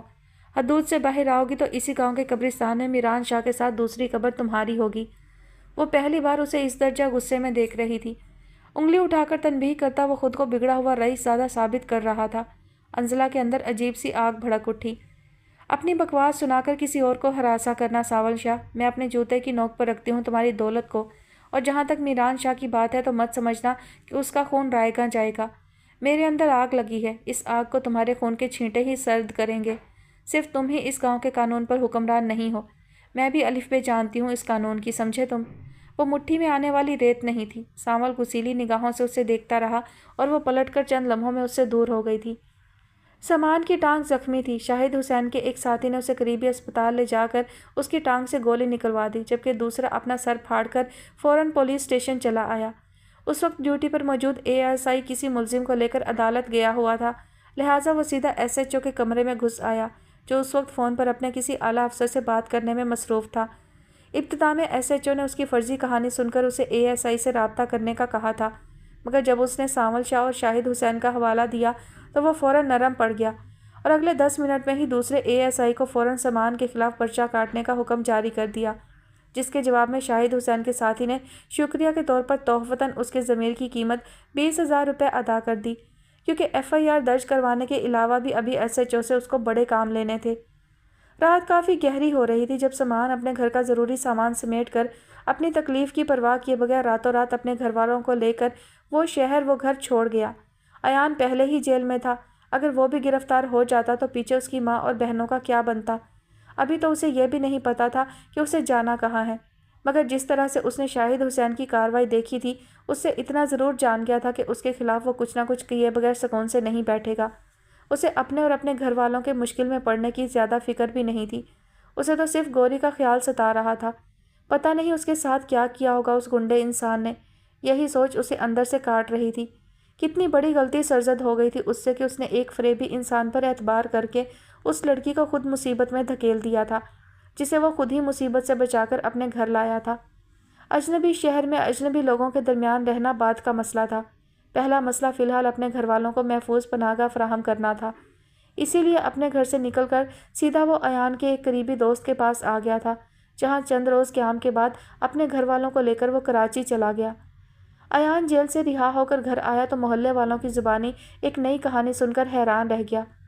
کون تھی وہ لڑکی؟ گوری سے الجھنے والے رشید خان سے خاصے تند لہجے میں اس نے پوچھا تھا جب وہ بولا، لڑکی شکل سے ہی ڈکیت لگ رہی تھی، دیکھ لیں کام دکھا گئی نا۔ نہ سامان بھائی اس کی باتوں میں آتے، نہ یوں آپ کے گھر والوں کو مشکل وقت دیکھنا پڑتا۔ وہ اور بھی جانے اسے کیا کیا بتلانے کا ارادہ رکھتا تھا جب ایان نے اسے درمیان سے ٹوک دیا۔ میرے گھر والوں کا کچھ پتہ ہے کہاں گئے ہیں؟ نہیں بھائی، کچھ بتا کر نہیں گئے، راتوں رات ہی نکل گئے، ہمیں تو صبح صبح خبر ہوئی۔ وہاں موجود سبھی لوگوں کی زبان پر ایک ہی جواب تھا۔ ایان اپنے گھر کی سیڑھیوں پر بیٹھ کر اس لڑکی تک پہنچنے کا طریقہ سوچنے لگا جس نے اس کی غیر موجودگی میں اس کے گھر والوں کو اتنی بڑی مصیبت سے دوچار کیا تھا۔ سر، آپ سے کوئی انزلہ بی بی ملنا چاہتی ہیں، گاؤں شاہ والا سے۔ وہ ابھی آفس آیا تھا کہ اس کے اردلی نے پہلی اطلاع دی۔ شجاع نے کچھ دیر سوچنے کے بعد اسے کہہ دیا کہ وہ ابھی کچھ دیر میں اسے اندر بھیج دے۔ آج اس نے تمام متعلقہ تھانوں کے SHO صاحبان اور نچلے عملے کو لائن حاضر کیا تھا اور وہ جانتا تھا کہ اس کا آج کا دن بے حد مصروف گزرے گا۔ انزلہ کچھ ہی دیر میں اس کے شاندار آفس میں داخل ہوئی تو وہ فون پر کسی کو ہدایت دے رہا تھا۔ السلام علیکم۔ اس کی شاندار شخصیت سے نگاہ چراتی وہ آگے آئی تھی۔ جواب میں شجاع نے سر کے اشارے سے اسے سلام کا جواب دے کر اپنے مقابل بیٹھنے کا اشارہ کر دیا۔ انزلہ چپ چاپ سیٹ سنبھال کر اس کے فارغ ہونے کا انتظار کرنے لگی۔ جی مس انزلہ، فرمائیے کیسے آنا ہوا؟ فون کا ریسیور رکھ کر اگلے 5 منٹ میں وہ اس سے مخاطب ہوا تھا جب وہ بولی، کچھ ضروری کام تھا آپ سے، اسی لیے زحمت دینا پڑی۔ جی فرمائیے، میں سن رہا ہوں۔ وہ کنیز بیگم کے جاننے والوں میں سے تھا، اسی لیے انزلہ سے شناسائی تھی۔ وہ آج کل میں شاہ والا میں رہ رہی ہوں، وہاں ایک لڑکا ہے سانول شاہ، چودھریوں کا خون ہے، اسی لیے اس نے گاؤں کے لوگوں کا جینا دو بھر کیا ہوا ہے، جو دل میں آتا ہے کرتا ہے۔ चंद साल कबल उसने मीरान शाह नामी एक लड़के को कतई बेकसूर एक झूठे केस में मुलविस करके ना सिर्फ उसे जेल करवा दी बल्कि मरवा भी दिया। अब 2 और लोगों का कोई पता नहीं चल रहा है। मैंने बात की तो फजूल किस्म की धमकियों पर उतर आया, इसीलिए मजबूरन यहाँ तक आना पड़ा मुझे। करता क्या है ये सामल शाह नामी लड़का? उसकी बात मुकम्मल तवज्जो से सुनने के बाद शुजा ने पूछा था। तब वो बोली, कुछ नहीं, पिछले 4-5 माह में सिवाय आवारागर्दी के मैंने उसे और कुछ करते नहीं देखा। और आप क्या करती हैं गांव शाहवाला में? फ़िलहाल तो कुछ खास नहीं कर रही। मेरे बाबा के नाम कुछ ज़मीन गांव में बेकार पड़ी थी, उस पर एक छोटा सा स्कूल बनाने की कोशिश कर रही हूँ। अभी पिछले हफ्ते रजिस्ट्रेशन करवाई है। कुछ और मसाइल हैं गांव वालों के, मेरी ख्वाहिश है वो भी जल्द ही हल हो जाए। गुड, इसका मतलब है समाजी बहबूद के कामों से काफ़ी दिलचस्पी है आपको। महज दिलचस्पी नहीं, मेरे जीने का मकसद ही दुखी इंसानियत की खिदमत है। अच्छी बात है, बहुत कम लोगों के जज्बात ऐसे होते हैं। बहरहाल आप बेफिक्र हो जाइए, मैं मुतलका पुलिस स्टेशन के डीएसपी को अभी इस सिलसिले में आपकी शिकायत नोट करवा देता हूँ। बहुत शुक्रिया। नहीं, शुक्रिया की क्या बात है, दुखी इंसानियत की खिदमत तो पुलिस वालों का भी शेवा है। वो मुस्कुराया था। अंजला को जवाबन ज़बरदस्ती मुस्कुराना पड़ा, क्योंकि दुखी इंसानियत के साथ पुलिस वालों की खिदमत के मामलात को वो बहुत अच्छी तरह से जान गई थी। वो अभी अपने घर की सीढ़ियों पर बैठा अपने घर वालों के मुतालिक ही सोच रहा था कि एक मरतबा फिर पुलिस की गाड़ी हारन बजाती उसके घर के सामने आ खड़ी हुई। चलो बादशाहो, सरकार ने याद किया है आपको। कांस्टेबल गाड़ी से निकलकर मुस्कुराते हुए उसके करीब आया था। अयान के माथे पर तैवरी चढ़ गई। क्यों, अब क्या कर दिया मैंने? ये तो वहाँ चलकर ही पता चलेगा। एसएचओ साहब राह देख रहे हैं आपकी। कांस्टेबल के लबों की मुस्कुराहट उसे तैश दिला रही थी। उसी तैश के आलम में उठकर वो कांस्टेबल के साथ चल दिया। लो सरकार, आ गए सरकारी मेहमान। उसे हमराह लेकर कांस्टेबल एएसआई की खिदमत में सैल्यूट मारकर हाजिर हुआ तो उसने तफसीली निगाह अयान पर डालते हुए उसे दोबारा गिरफ्तार करने का हुक्म जारी कर दिया। डाल दो हवालात में, मेरा मुंह क्या देख रहे हो? हवालात में? लेकिन मेरा कसूर क्या है? कसूर भी बता देते हैं, अंदर चलो। कांस्टेबल ने कॉलर से पकड़कर उसे हल्का सा धकेला था जब उसने एक झटके से अपना कॉलर छुड़ाया। क्यों चलूं? कसूर बताओ मेरा, नहीं तो अभी अपने स्टाफ को बुलाकर तुम लोगों का असल चेहरा सबके सामने ले आऊँगा। ओए बकवास बंद कर अपनी, बड़ा आया स्टाफ को बुलाने वाला। शाहों के बंदे पर फायर किया है तेरे भाई ने, वो हाथ नहीं आया तो तुझे पकड़ा है हमने। चल अंदर। एएसआई उसकी बात पर भिन्न आकर अपनी सीट से उठा था। अयान हैरानी से उसे देखता रह गया। कौन से शाहों के बंदे, कौन सा भाई? सब बताते हैं तुझे। ओए इधर लाओ इसे, एफआईआर रिपोर्ट पढ़ा देते हैं। अयान को उस एएसआई से इंतहा दर्जे की नफरत थी। वो उसकी मेज़ के करीब आया तो एएसआई ने एक पर्चा उसे थमा दिया। अयान की निगाहें तेज़ी से तहरीर पर फिसलती चली गईं। नीचे एक फर्जी कहानी तहरीर थी जिसके मुताबिक दरख्वास्त गुजार साजिद शाह ने लिखा था कि वो किसी ज़रूरी काम के तहत सैयद वाला मौजूद था कि अचानक सामान अपने चंद साथियों के हमरा वहाँ आ गया और छोटी सी बात को वजह बनाकर उससे झगड़ पड़ा। लड़ाई के दौरान तैश के आलम में उसने एक भारी डंडे से उसके सर पर ज़रब लगाई जिससे वो बेहोश हो गया। उसके साथी उसे लेकर फौरी अस्पताल आ गए जिससे समान अहमद को भागने का मौका मिल गया। लिहाजा उसके खिलाफ कानूनी कार्रवाई करके उसे इंसाफ फराहम किया जाए। वो जैसे जैसे बढ़ता जा रहा था उसका खून खोल रहा था। 2 साल कबल उसके साथ भी यही खेल रचाया गया था और अब उसके बाद उसके अमन पसंद भाई के साथ भी वही खेल रचाया जा रहा था। कानून अंधा होता है, वो बहुत पहले से जानता था, मगर कानून इतना जालिम होता है ये उसे सही मानों में कुछ साल कबल ही पता चला था। किसी भी XYZ बंदे को किसी भी मुतलका मुकदमे में फंसाकर फांसी के तख्ते तक पहुंचाना कानून के रखवालों का सुबह और शाम का खेल था। बड़ी कुर्सियों पर बैठे कानून के बड़े अफसरान को पता ही न चलता था कि उनके नीचे के अमले में क्या खीर पक रही है। SP DSP सिर्फ 1 आध घंटे के लिए चक्कर लगाते और सब ठीक है का सिग्नल पाकर वापस चले जाते। जेल की सलाखों के पीछे कैद कितने ही बेगुनाह कैदियों की अनकही कहानियां दम तोड़ती उनके अंदर ही दफन होकर रह जाती। अयान भी जान गया था कि वो फ़िलहाल जितना भी एहतजाज कर ले अपने हक़ में कुछ बेहतर नहीं कर सकता। लिहाजा खा जाने वाली निगाहों से मुतलका ASI और कांस्टेबल को घूरते हुए वो खुद ही हवालात में आ बैठा। वो जानता था कि उसे सज़ा नहीं हो सकती, मगर जो पैसे SHO ने मुखालिफ पार्टी से खाए हैं उन्हें हलाल करने के लिए वो कुछ भी कर सकता था। वो खामोशी से दीवार के साथ टेक लगाकर बैठा था और उसके दिमाग में सिर्फ एक ही नाम बार बार रक्स कर रहा था, सैयद शाहवाला। वो इस नाम से अनजान नहीं था। बचपन में कई बार माँ उसे शाह साहब से दम करवाने उस गांव ले जाती रही थी। वो खुद भी मुख्तलिफ कामों के सिलसिले में कई बार शाहवाला जा चुका था, मगर उस गांव के बासियों के हवाले से पैदा होने वाली नई कहानी ने उसके अंदर मुश्किल से सर्द होती आग को दोबारा भड़का दिया था। اگلے 2 روز میں SHO نے اس کی توقع کے عین مطابق اسے اس کی عدم موجودگی میں ہوئے جھوٹے کیس میں ملوث کر کے اس کا چالان کر دیا اور یوں ایک مرتبہ پھر جیل کی 4 دیواریں اور سلاخیں جیسے اس کے نصیب میں لکھ دی گئی۔ ارے اتنی جلدی پھر آ گئے! جو ہی وہ اپنی بیرک میں داخل ہوا، اس کا ایک ساتھی قیدی حیرانی سے اٹھتے ہوئے کہے بغیر نہ رہ سکا۔ ایان نے جلتی نگاہوں سے اس کی طرف دیکھتے ہوئے دھیرے سے اس بات میں سر ہلا دیا۔ کیوں؟ کس جرم میں؟ اس کے ساتھی کی حیرانی میں اضافہ ہوا تھا جب وہ تلخی سے بولا، کچھ لوگوں کو سزا پانے کے لیے کوئی جرم کرنے کی ضرورت نہیں ہوتی رضوان۔ ہماری بے قصور سزائیں ہی ان افسروں کے سینوں پر لگے پھولوں میں اضافہ کرتی ہیں۔ لیکن یہ تو زیادتی ہے، تو نے جب کچھ کیا ہی نہیں تو سزا کیوں؟ 2 سال پہلے بھی تو کچھ نہیں کیا تھا، وہ دن بھی گزارے ہیں نا یہاں، یہ بھی گزر جائیں گے۔ لیکن ایان، بس رضوان خدا کے واسطے کچھ نہ کہہ۔ اس کے لہجے میں تلخی ہی نہیں، گہری مایوسی بھی تھی۔ رضوان چپ ہو کر اس کے قریب ہی بیٹھ گیا۔ پتہ نہیں اس بار کیا ہوا ہے، ہم تو سوچ رہے تھے ہمارا یار ان سلاخوں کی تاریکی سے نکل کر باہر سورج کی تازہ روشنی اور ہوا میں سانس لے گا تو ہمیں یاد کرے گا، اسے گھر کی پکی صاف ستھری روٹی کھانے کو ملے گی تو اس کا دھیان ہمیں ملنے والی ابلی دال اور کچی روٹیوں کی طرف ضرور جائے گا۔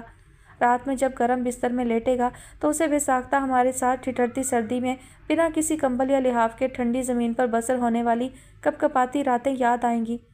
سچ کہتا ہوں یار، اس بار میں نے دل سے دعا کی تھی کہ تو کبھی یہاں نہ آئے۔ رضوان کی آنکھوں میں اپنی بات کے اختتام پر آنسو بھر آئے تھے۔ ایان نے ہاتھ بڑھا کر اسے خود سے لگا لیا۔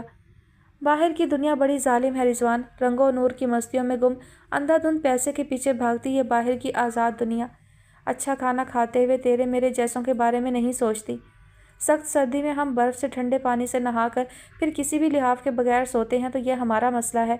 بنا کوئی جرم کیے اگر ان بے ضمیر افسروں کی بے ایمانیوں کی وجہ سے ہم تختہ دار پر چڑھ جاتے ہیں تو یہ ہمارا مسئلہ ہے۔ ہمیں یہاں زندہ رہ کر بھی زندگی کی ہر چیز کے لیے ترسنا پڑتا ہے تو یہ ہمارا مسئلہ ہے۔ میرے یار جو یہاں نہیں آتا، یہ اذیت خود نہیں سہتا، اسے اس بات سے کوئی مطلب بھی نہیں کہ جیل کی سلاخوں کے پیچھے زندگی بسر کرنے والوں کا حال کیسا ہوتا ہے، انہیں کھانے سونے پہننے کے لیے کیا ملتا ہے۔ جو قیدی ہوتا ہے نا رضوان، وہ بس ہر بات کے لیے قیدی ہی ہو کر رہ جاتا ہے۔ جس افسر کا دل چاہے اسے بنا قصور ادھیڑ کر رکھ دے، جس کا دل چاہے اس کی عزت نفس مجروح کر کے رکھ دے۔ باہر والوں کے پاس اتنا وقت نہیں ہوتا کہ وہ ہماری کہانیاں سنیں یا جانیں۔ اس کے لہجے میں گہرا ملال تھا۔ رضوان کا دل بھر آیا۔ صحیح کہتے ہو یار، قید کی اذیت وہی جانتا ہے جو قیدی ہوتا ہے۔ سچ پوچھو تو یہاں آنے کے بعد میں نے اپنے لیے اللہ سے موت کے سوا اور کچھ نہیں مانگا۔ انسانیت کی اس درجہ تذلیل اور اس قدر بے بسی، مجھے تو اپنا ہر سانس گھٹتا ہوا محسوس ہوتا ہے یہاں۔ وہ آزردہ تھا۔ ایان نے پلکیں موند کر سر دیوار سے ٹکا دیا۔ سنا ہے یاد کرتے ہو کہ جب بھی شام ڈھلتی ہے ہجر میں جان جلتی ہے، تم اپنی رات کا اکثر سکون برباد کرتے ہو۔ سنا ہے یاد کرتے ہو کہ جب پنچھی ٹھکانوں پر پلٹ کر لوٹ آتے ہیں، غموں کے گیت گاتے ہیں، سنو تم لوٹ آؤ گے نہ، یہی فریاد کرتے ہو۔ سنا ہے یاد کرتے ہو کہ شب کو جب ستارے آسماں پر جگمگاتے ہیں، وہ بیتے پل ہمیں اکثر بہت زیادہ رلاتے ہیں، تم اس دم اپنی آنکھوں میں ہمیں آباد کرتے ہو۔ سنا ہے یاد کرتے ہو۔ سارے ذہن میں دھول اڑ رہی تھی اور وہ کسی تھکے ہوئے بے بس پرندے کی مانند حویلی کی اونچی دیوار میں قید سر جھکائے رو رہی تھی۔ کل شام ہی حویلی کی ایک ملازمہ کی زبانی معلوم ہوا تھا کہ اس کی بوا، جسے گاؤں والے بی اماں کے نام سے بلاتے تھے، ادریس اور گوری کا نام لیتے لیتے بالآخر ابدی نیند سو گئی تھی۔ پورے گاؤں میں صف ماتم بچھی تھی، مگر وہ جو بی اماں کی واحد وارث تھی، اسے اتنی سی اجازت بھی نہ تھی کہ وہ ان کا آخری دیدار کر سکتی۔ ادریس زندہ ہوتا تو کیا وہ اتنی کمزور اور بے بس ہو سکتی تھی؟ پورا گاؤں جانتا تھا کہ وہ بہت بہادر اور جی دار لڑکی تھی۔ گاؤں میں کسی کی مجال نہیں تھی کہ اس کی طرف نگاہ بھر کر دیکھ بھی لے۔ اس کے اچھے اور مضبوط کردار کی وجہ سے ہی سارا گاؤں اس کی بہت عزت کرتا تھا۔ دوسرا، بی اماں اور ادریس کی شخصیات بھی گاؤں والوں کے لیے پسندیدہ شخصیات تھیں۔ ادریس نے خود بھی گاؤں کی کسی لڑکی کو نگاہ اٹھا کر بری نظر سے نہیں دیکھا تھا، مگر جب آج اس کا صاحبان اس کا بھائی نہیں تھا تو وہ کیسے کھلونا بن کر رہ گئی تھی۔ شاہد حسین اسے حویلی کی اونچی دیواروں کے سپرد کر کے جیسے قطعی بے فکر ہو گیا تھا۔ وہ سارا دن کیا کرتی ہے، کھاتی پیتی بھی ہے کہ نہیں، اسے کوئی پرواہ نہیں رہی تھی۔ ہاں، روز شام ڈھلے کسی بھی معمولی بات کو بہانہ بنا کر اسے جانوروں کی طرح پیٹنا اس نے جیسے اپنا معمول بنا لیا تھا۔ کل رات بھی اس نے بات نہ ماننے پر بہت تشدد کیا تھا اس پر، جس کی وجہ سے اس کا جوڑ جوڑ دکھ رہا تھا، مگر اب بھلا کسی دکھن کی کوئی اہمیت ہی کہاں رہی تھی۔ شام ڈھلے شاہد حسین اپنے کمرے میں آیا تو اس کا موڈ بے حد خراب تھا۔ گوری کچھ ہی دیر پہلے حویلی کے ڈھیر سارے جانوروں کا چارہ کاٹ کر فارغ ہوئی تھی، جبکہ اس کا دل بی اماں کی وفات کی وجہ سے خون کے آنسو رو رہا تھا، مگر شاہد حسین کو اس بات کی پرواہ نہیں تھی۔ وہ اس سے گزرے دنوں کا حساب لینا چاہتا تھا، اسی لیے دہاڑ کر اسے آواز دی تو وہ ڈر گئی۔ وقت کیسے بدل گیا تھا۔ سارے گاؤں کو جوتی کی نوک پر رکھنے والی گوری اکیلی کیا پڑی، اسے بلند آوازوں سے بھی خوف محسوس ہونے لگا۔ ادریس کے ہوتے اسے کبھی شاہد حسین کی مار کی اتنی تکلیف محسوس نہیں ہوئی تھی جتنی اب ہو رہی تھی۔ اس کی دہاڑ پر دوپٹے سے اپنے آنسو پونچھتی وہ اپنے کمرے میں آئی تھی۔ کیا ہے، کیوں چلا رہے ہو جانوروں کی طرح؟ جانور کی بچی، اتنی دیر سے آوازیں دے رہا ہوں، کانوں میں روئی ٹھونس کر بیٹھی ہے کیا؟ اس کا بازو دبوچ کر جھٹکا دیتے ہوئے وہ پھر چلایا تھا۔ گوری اس حرکت پر بھی تڑپ اٹھی۔ بازو چھوڑ کر بات کر۔ چھوڑنے کے لیے نہیں پکڑا، چل بیٹھ یہاں اور ٹانگیں دبا میری۔ اسے چارپائی کی طرف دھکیل کر اپنے کندھے پر پڑی شال جھٹکتے ہوئے وہ خود اکڑ کر چارپائی پر بیٹھ گیا تھا۔ اچھی طرح پتہ ہونا چاہیے کہ کیوں لایا ہوں تجھے اس حویلی میں۔ بہت اکڑ دکھا لی تو نے اور بہت خوار ہو گیا میں، اب اور نہیں۔ آخری رشتہ بھی مر گیا تیرا، اب کس کے پاس جائے گی بول؟ اس کے غصے کا گراف نیچے نہیں آ رہا تھا۔ گوری کے گلے میں غم کا پھندا اڑ گیا۔ خدا اس ظلم کے لیے تجھے کبھی معاف نہیں کرے گا شاہد حسین، بہت برا انجام ہوگا تیرا۔ اوئے چپ کر، بڑی آئی کسی پیر کی پوتی۔ تیرے جیسے کمزور اور بے بس لوگ ایسی بددعائیں ہی دے سکتے ہیں۔ چل بہت ٹر نہ کر، ٹانگیں دبا۔ اسے ڈپٹ کر چپ کرواتا وہ چارپائی پر لیٹ گیا تھا۔ گوری ہر طرح سے خود کو بے بس تصور کرتی اس کے حکم کی تعمیل میں جت گئی۔ شاباش، میرا کہا مانتی رہے گی تو فائدے میں رہے گی، وگرنہ تو جانتی ہے میں غصے میں یہ بھی نہیں دیکھتا کہ ہاتھ میں کون سی چیز ہے۔ وہ مجبور اور بے بس تھی اور وہ اس کی مجبوری اور بے بسی کا فائدہ اٹھا رہا تھا۔ اس وقت شاہد حسین کے زبردستی ہاتھ پکڑنے پر اس نے چاہا تھا کہ چلا کر شور مچائے، مگر اب شور کا کوئی فائدہ ہی نہیں تھا۔ اینٹ سیمنٹ سے بنی ان پختہ بے جان دیواروں کے پاس اس کے کسی دکھ کا کوئی مداوا نہیں تھا۔ سمان کی ماں کی طبیعت انتہائی خراب تھی اور اس کے پاس اتنے پیسے نہیں تھے کہ وہ اپنی ماں کے لیے ایک وقت کی دوا لے لیتا۔ ہنگامی طور پر گھر بار چھوڑ کر ہجرت کرنے کی وجہ سے وہ بہت سی ضروری چیزیں بھی ساتھ نہیں لا سکا تھا۔ جیب میں جو تھوڑے بہت پیسے تھے وہ بھی ختم ہو گئے تھے۔ تقدیر پہلے ہی کہاں مہربان تھی کہ اب نئی مصیبتوں نے گھر کا راستہ دیکھ لیا۔ سائمہ کا رشتہ انہوں نے بچپن سے ہی اپنے دور پرے کے رشتہ داروں میں طے کر رکھا تھا۔ اب ایسے حالات میں یہ رشتہ بھی اسے پایہ تکمیل تک پہنچتا دکھائی نہیں دے رہا تھا۔ پریشانی ہی پریشانی تھی اور وہ ماں کی چارپائی کے قریب بیٹھا یہ سوچ رہا تھا کہ آخر کرے تو کیا کرے۔ چھوٹے بچوں کی تعلیم کا سلسلہ بھی رک گیا تھا، اوپر سے سائمہ اور سائیکہ جو 4 پیسے روزانہ سلائی کڑھائی سے بنا لیتی تھیں وہ آمدنی بھی نہ رہی۔ یہی وجہ تھی کہ نوبت فاقوں تک آ گئی تھی۔ تبھی سائمہ نے اپنے جہیز میں رکھے سونے کے چھوٹے ٹاپس بکسے سے نکال کر اسے لا تھمائے۔ یہ کیا ہے؟ وہ حیران ہوا تھا جب وہ بولی، سونے کے ٹاپس ہیں بھائی، میرے جہیز کے لیے ماں نے کب سے سنبھال کر رکھے ہوئے ہیں، مگر مجھے یہ ماں کی زندگی سے زیادہ عزیز نہیں ہے، اس لیے انہیں بیچ کر ماں کے لیے دوا اور بچوں کے لیے کچھ کھانے پینے کی چیزیں لے آئیں۔ وہ حساس بھی تھی اور سمجھدار بھی۔ سمان کا دل بہن کی اس قربانی پر بھر آیا۔ میں نے کہا تھا نا سمان، پرائی مصیبت مول نہ لے، مگر تو نے میری ایک نہیں سنی۔ اب دیکھ لے کتنی مصیبت دیکھنا پڑ رہی ہے تجھے۔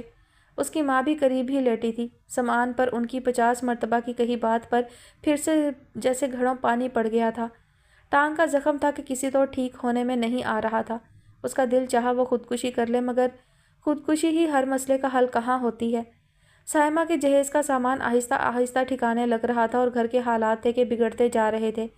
ایسے حالات میں سائیکہ جو سارے بہن بھائیوں میں زیادہ ہوشیار اور پڑھی لکھی تھی، بے حد مجبور ہو کر کسی ملازمت کی تلاش میں نکل کھڑی ہوئی۔ کٹھن حالات میں اپنے پیاروں کو مزید اذیت میں مبتلا دیکھنا اس کی برداشت سے باہر تھا۔ جب سے اس کا رینک بڑھا تھا پیشہ ورانہ ذمہ داریاں بھی بڑھ گئی تھیں۔ محبت کے میدان میں اوندھے منہ گرنے کے بعد امامہ کے لیے 4 دیواری کی اہمیت مزید بڑھ گئی تھی۔ ایسے میں ہزار برے رویے کے باوجود شجاع حسن کو وہ اپنا مسیحا مانتی تھی، کیونکہ اس شخص نے اپنی جان سے پیاری بیٹی کو اس کے ہاتھوں پہنچنے والی تکلیف میں دیکھنے کے باوجود اس سے چھت نہیں چھینی تھی۔ اس روز بھی وہ خاصی تاخیر سے گھر آیا تھا اور بے حد تھکن کا شکار تھا۔ امامہ کو کبھی کبھی اس شخص پر ترس آتا تھا۔ کیا زندگی تھی اس کی! کولو کے بیل کی مانند سارے دن کام میں مصروف رہ کر جب تھک جاتا تھا تو خود کو اپنے شاندار کمرے کی تنہائیوں کے سپرد کر دیتا تھا۔ نہ کوئی اس کا غم گسار تھا، نہ تنہائی بانٹنے والا۔ اسے خود میں اور ایس پی شجاع حسن کی زندگی میں کوئی خاص فرق محسوس نہیں ہوتا تھا۔ آج کل وہ اسے خصوصی توجہ کے ساتھ ٹیلی کر رہی تھی۔ گھر آنے کے بعد بھی وہ شخص اپنے کیسز میں مصروف رہتا تھا اور جب تھک جاتا تھا تو سو جاتا تھا۔ وہ چاہ کر بھی اس کی کوئی مدد نہیں کر سکتی تھی، مگر ایک کوشش ضرور کر سکتی تھی، اس کا اعتماد جیتنے کی، اور اسی سوچ کے زیر اثر اس وقت وہ اس کے کمرے میں آئی تھی۔ شجاع اس کی آمد سے قطعی بے خبر دروازے کی جانب پشت کیے بیڈ پر بیٹھا کسی تصویر کو بہت غور سے دیکھ رہا تھا، اور اس کے چہرے پر اضطراب کے تاثرات واضح پڑے جا سکتے تھے، مگر وہ چونکہ اس کا چہرہ نہیں دیکھ پا رہی تھی، تبھی ہچکچاتے ہوئے کچھ دیر ہمت کرنے کے بعد اس نے اسے پکار لیا تھا، سر۔ اور وہ جو اپنے ہی خیالوں میں کھویا تھا، اس کی آواز پر چونک کر فوراً سر گھمایا تھا۔ امامہ نے دیکھا اس کی آنکھوں میں سرخی کی ہلکی سی لکیر کے ساتھ نمی بھی تھی، تبھی فوری طور پر وہ کچھ بول نہ سکی تو شجاع نے خود کو سنبھال لیا۔ جی مس امامہ، چائے لاؤں آپ کے لیے؟ نہیں۔ کیوں؟ روز تو اس ٹائم ایک کپ چائے پیتے ہیں۔ ہاں، لیکن یہ آپ کی ذمہ داری نہیں ہے، آپ صرف… جی مجھے معلوم ہے، میں آپ کی بیٹی کی صرف آیا ہوں اور کچھ نہیں۔ آپ بار بار یاد نہ بھی دلائیں تب بھی یاد رہتا ہے مجھے، لیکن یہ کہاں لکھا ہے کہ ایک گورنر صرف بچے کی دیکھ بھال ہی کر سکتی ہے، چائے تک نہیں بنا سکتی۔ آج اس کا لہجہ بدلا ہوا تھا، شجاع چاہنے کے باوجود اسے نظر انداز نہ کر سکا۔ نہیں، ایسی بات نہیں ہے، میں اصل میں آپ پر کوئی اضافی بوجھ نہیں ڈالنا چاہتا، کیونکہ اس گھر میں ہر کام کے لیے ملازم موجود ہے۔ جی مجھے معلوم ہے، لیکن میں ہر کام میں ٹانگ نہیں اڑا رہی، میں صرف چائے کی اجازت لے رہی ہوں۔ شجاع کے نرم لہجے نے اس کا اعتماد بڑھایا تھا۔ اوکے، لے آئیں۔ وہ اس وقت اس سے بحث کے موڈ میں نہیں تھا۔ امامہ مطمئن سی واپس پلٹ گئی۔ اگلے 5 منٹ میں وہ دوبارہ کمرے میں داخل ہوئی تو شجاع لباس تبدیل کر چکا تھا۔ گڑیا تو سو گئی ہوگی۔ اس کے ہاتھ سے گرم چائے کا کپ تھامتے ہوئے وہ بیڈ پر بیٹھ گیا تھا۔ جی ہاں، کھانا کھا کر تھوڑی دیر ٹی وی دیکھتی ہے، پھر میری گود میں ہی سو جاتی ہے۔ آپ سے بہت مانوس ہو گئی ہے۔ اصل میں وہ اندر سے بہت سہمی ہوئی ہے، اسی لیے اس کی طبیعت میں چڑچڑا پن آ گیا ہے۔ آپ سے قبل وہ کسی آیا سے اتنی مانوس نہیں ہوئی۔ اس کی ایک وجہ شاید یہ بھی ہو سکتی ہے کہ وہ ادھیڑ عمر تھی، جبکہ اس کی ماں ادھیڑ عمر نہیں ہے۔ وہ آپ کے وجود میں شاید اپنی ماں کو تلاشنے کی کوشش کرتی ہے۔ میں نے اسی پوائنٹ کو ذہن میں رکھ کر آپ کو اپائنٹ کیا تھا، اور آپ اپنے اس تجربے میں کامیاب رہے۔ وہ بے مقصد مسکرائی تھی۔ جواب میں شجاع کو بھی مسکرانا پڑا۔ جی، اب کسی حد تک کہہ سکتی ہیں آپ۔ کپ خالی کر کے اس نے سائڈ پر رکھ دیا تھا، تبھی امامہ نے اس سے وہ سوال کیا جو وہ پچھلے کئی دنوں سے سوچ رہی تھی۔ سر، اگر آپ محسوس نہ کریں تو میں آپ سے ایک سوال پوچھوں؟ کتنا حیران کر رہی تھی وہ آج اسے۔ شجاع کا سر آپ ہی آپ اسوات میں ہل گیا۔ پوچھیں۔ سر، آپ کے نزدیک میں کیسی لڑکی ہوں؟ کیا مطلب؟ میں آپ کا سوال سمجھا نہیں۔ وہ الجھا تھا اس بے تکے سوال پر۔ امامہ نے اپنا سر جھکا لیا۔ میرا کہنے کا مطلب ہے، آپ مجھے کیسی لڑکی سمجھتے ہیں، اچھی یا بری؟ نہ اچھی نہ بری، لیکن آپ یہ سوال کیوں پوچھ رہی ہیں؟ وہ اب بھی سمجھ نہیں پایا تھا، تبھی وہ رخ پھیرتے ہوئے بولی تھی، اس لیے کیونکہ آج تک سب مجھے برا ہی سمجھتے رہے ہیں، میں کسی کو اچھی نہیں لگی۔ جان سے پیاروں نے بھی بیکار بوجھ کی مانند کندھے سے اتار پھینکا۔ لیکن میں ایسا نہیں سمجھتا مس امامہ، آپ تھوڑی سی مشکل لڑکی ضرور ہیں، مگر میں جانتا ہوں جن رشتوں سے آپ پیار کرتی ہیں پھر ان کے لیے کچھ بھی کر سکتی ہیں۔ عقل کی کمی ہو سکتی ہے آپ میں، مگر کردار کے لحاظ سے بہت مضبوط لڑکی ہیں آپ۔ آج کے دور میں ہر عورت جو نفس کے بے لگام گھوڑے کے پیچھے بھاگ کر اپنا وقار گنوا رہی ہے، آپ جیسی سیدھی سادھی بے ضرر لڑکیوں کی اہمیت اور بھی بڑھ جاتی ہے، کیونکہ عورت پردے کے ساتھ ہی اچھی لگتی ہے۔ شاید آپ ٹھیک کہہ رہے ہیں، لیکن یہاں ہر مرد کی سوچ آپ جیسی نہیں ہے۔ اس کے تصور میں پھر ارسلان کا سراپا در آیا تھا اور اندر لگے زخموں کو ہوا لگی تھی۔ ہاں، لیکن آپ نے دیکھا ہوگا ایسے مرد زندگی میں کامیاب بھی کم ہی ہوتے ہیں۔ عورت چاہے تو مرد کو تخت و تاج لٹا کر فقیر بننے پر مجبور کر دے، اور عورت چاہے تو کسی مرد کو زمین سے اٹھا کر کامیابیوں کے زینے تک پہنچا دے۔ بڑا رول ہوتا ہے مرد کی زندگی میں عورت کا۔ وہ اپنا ہی فلسفہ بگھار رہا تھا۔ امامہ اس کے خیالات سے اتفاق کرتی کچھ ہی دیر میں اس کے کمرے سے نکل آئی تو شجاع نے گہری سانس بھری۔ تمہیں کیا پتا امامہ، تم کتنی پیاری لڑکی ہو۔ سر اٹھا کر کمرے کی چھت پر نگاہ ٹکاتے ہوئے اس نے جیسے امامہ کے تصور کو روبرو کیا تھا، مگر باہر چلنے والی سرد ہواؤں کے تھپیڑوں نے جی بھر کر اس کے اس تصور کا مذاق اڑایا تھا۔